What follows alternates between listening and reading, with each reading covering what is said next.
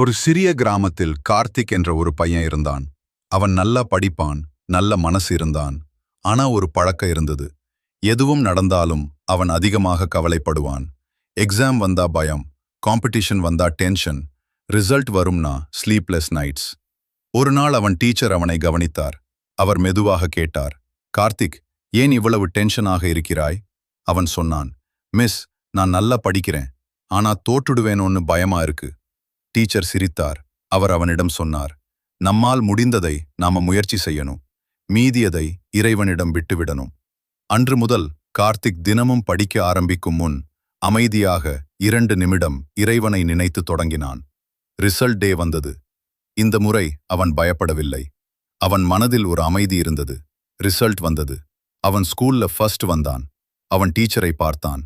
Teacher சிரித்து சொன்னார், இதுதான் திருக்குறள் சொல்லும் உண்மை.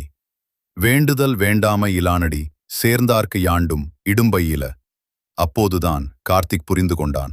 நம்மால் முடிந்ததை செய்து மீதியை இறைவனிடம் நம்பிக்கையுடன் விட்டுவிட்டால் வாழ்க்கையில் துன்பம் குறையும், மன அமைதி அதிகரிக்கும்.